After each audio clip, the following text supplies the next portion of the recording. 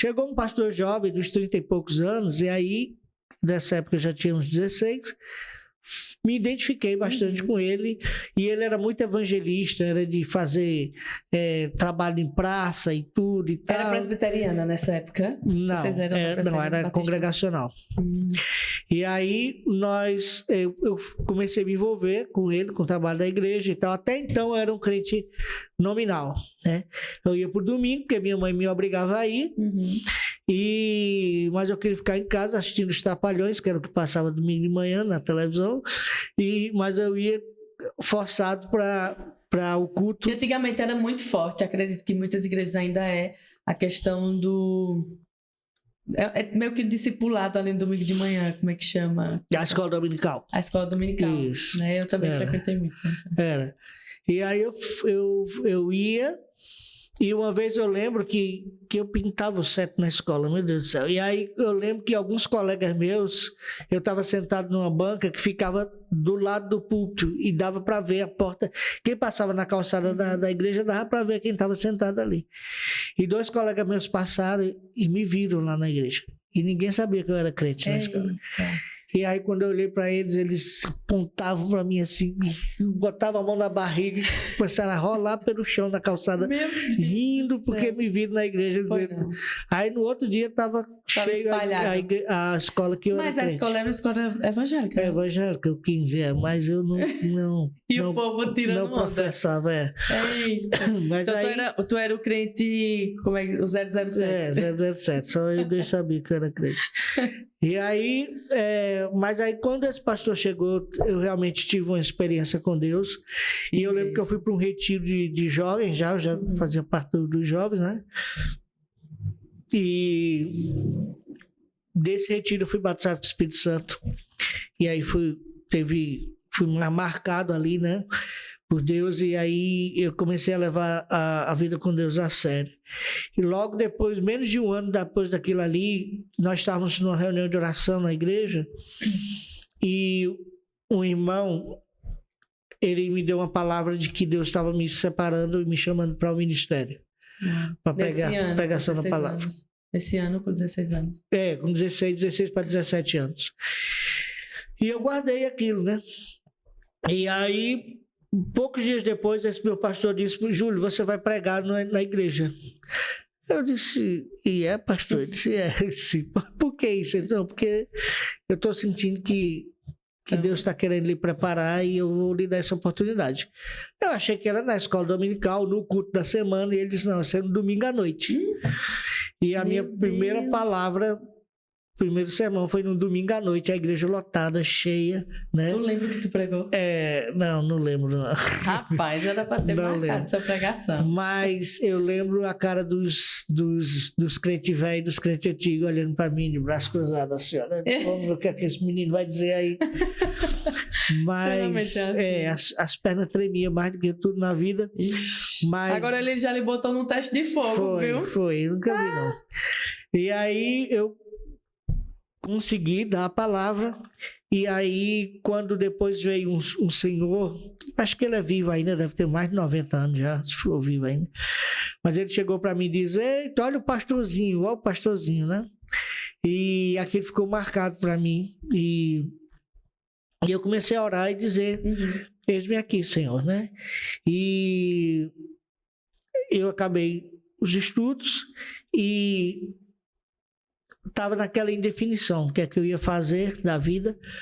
E um dia eu estava andando pela rua, do nada, e eu vi um folheto no chão. E quando eu peguei esse folheto, era uma propaganda da Jocum, dos Jovens com a Missão. Não sei como veio parar aqui, esse folheto da Jocum, nunca vi um folheto da Jocum. Eu também nunca vi folheto da Jocum, mas esse daí veio direto pra tu mesmo. Foi Deus que botou ali no meu caminho. Eu olhei aquele folheto e meu coração queimou. E eu disse: é isso que eu quero. E aí eu fui falar com esse meu pastor, e eu disse: olha, tem um curso que eles fazem, que são 5 meses, e é em Contagem, em Belo Horizonte, e eu preciso da carta do pastor, da autorização do pastor para ir. E ele disse: esqueça, eu não vou lhe dar. Na época eu era era líder dos adolescentes, dava aula na classe dos jovens na escola dominical, tocava na igreja. Mas ele não quis te dar por quê? Porque você era funcional e ele não queria perder. Exatamente. Meu exatamente. Deus, como, se fosse, como se o reino fosse dele, né? Pois é, mas Meu muitos têm essa visão, né? E aí eu disse, tá bom, eu vou orar.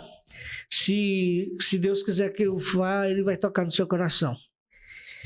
E aí, eu sei que começou as aulas. Tem a primeira semana, é a semana de iniciação. E aí, até o final da primeira semana, você pode se inscrever e ir, né? Para esse curso. E aí, eu comecei a orar e começou essa semana de iniciação. Disse, Deus, se o Senhor quiser que eu vá, não deixe o pastor ter paz e ele vai me liberar. Caramba. Quando foi tipo quinta-feira, assim, o telefone tocou lá de casa, era ele, dizendo, olha, Deus falou comigo, eu vou liberar você para ir. Agora não dá mais tempo de mandar a carta, mas não tem problema. Eu já liguei para lá, já dei a minha autorização. Uau. E eles aceitaram o telefone. Você já pode ir. Meu Deus, e literalmente aí, o Senhor tem um coração. E a ficha caiu, que eu ia embora. Até então eu era o mimado da casa, criado com dengue, né? Criado com todinho, E agora vou mesmo. E agora ia ter que sair de casa para um lugar desconhecido, com pessoas desconhecidas e me virar sozinho. E eu lembro que era quinta-feira, e aí eu fui e comprei a passagem para segunda-feira, de ônibus, da rodoviária daqui para... Antigamente era o quê? Uns 3 dias, não era não? Era, da rodoviária daqui para a rodoviária de Belo Horizonte. Foi uns 2 dias e um pouco. E aí eu fui... Minha mãe me dando milhões de recomendação, até um guarda-chuva ela botou nas minhas coisas. Eu disse, porque eu vou levar um guarda-chuva? Não, se chover, você é um guarda-chuva. Não precisa dizer que eu perdi no meio do caminho, o guarda-chuva não chegou lá, né? Com certeza. E aí, o que acontece? Eu chego lá em Belo Horizonte, estava chovendo, minha mãe adivinhou, né? E aí... Cadê a sombrinha? Cadê o guarda-chuva? Já tinha perdido. Mas aí, a base da Jocum era tipo numa cidade... Contagem faz parte da Grande Belo Horizonte e ficava numa parte já da periferia de Contagem, quer dizer, uma zona quase rural. Então, o ônibus era o último ponto final do ônibus, era o ponto final do ônibus. Que a gente pegava no centro de Belo Horizonte e terminava lá. E aí, quando eu desci as ruas de barro, cheio de lama, eu com uma mala maior do que eu, e aí, graças a Deus, veio um colega me ajudou. Você está indo para Jocum? Tô. Aí tinha que andar mais uns 200 metros até a base. E aí eu fui, quando cheguei lá, me mostraram um quarto onde eu ia ficar. Tinha 7 beliches no quarto. Eu ia ficar mais outras 13 pessoas no quarto. O banheiro coletivo também. Aí eu fui tomar banho, 2 dias sem tomar banho, né? Quando eu fui tomar banho, se Deus que a água seja quente, pelo menos. Aí, pelo menos era, chuveiro era quente, pelo menos. Mas as paredes, o banheiro era terrível, era horrível. E eu chorei mais do que caiu mais a lágrima no meu olho do que a água do chuveiro naquele banho ali que eu tomei. Mas eu disse, Senhor, eu não vou desistir, eu vou até o fim. Eu vim e eu vou até o fim. E ali foi o início da minha caminhada, né, missionária, do meu chamado.